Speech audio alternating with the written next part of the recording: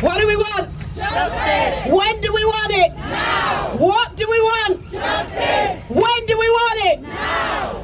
We've been calling for this now for over 30 years.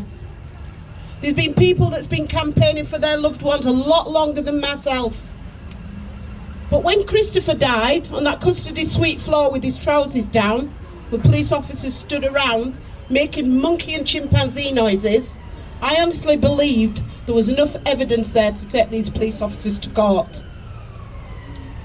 They promised, when we got to the European Court of Human Rights, the 11th hour, that this wouldn't happen again. But there's been thousands of more deaths since. All these promises are false. The lies that the families get told adds to the abuse they've already been through. And they know this. They know exactly what they're doing. All they learn from these cases, each case, is how to cover up again and again and again.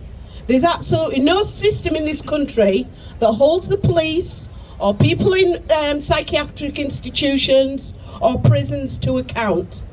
They are more bothered about making sure that the public believes that the system is running smoothly. The IPCC or IOPC, whatever you want to call them, they've had so many names I can't even remember. Yeah, they're just ex-police officers.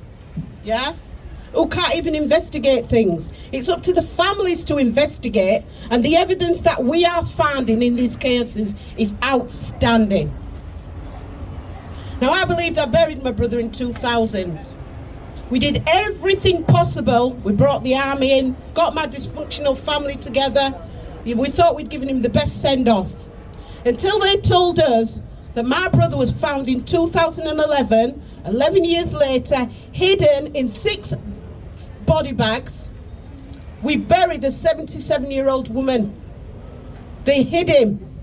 They were using his body all those years for training purposes. Training trainee police officers, mocking, laughing. But that's what happens when there's absolutely no accountability and the ordinary people don't know what's going on. So we're here today to let the people that don't know what's going on know what's going on.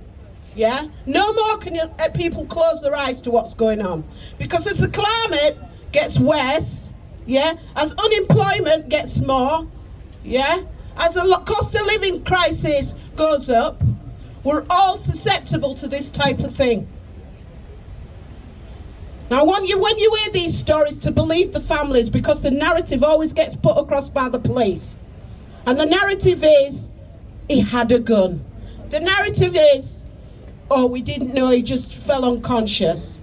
The narrative is always projected onto the victim. Now, these victims have not even had a chance to go to court, yeah, before they're dying.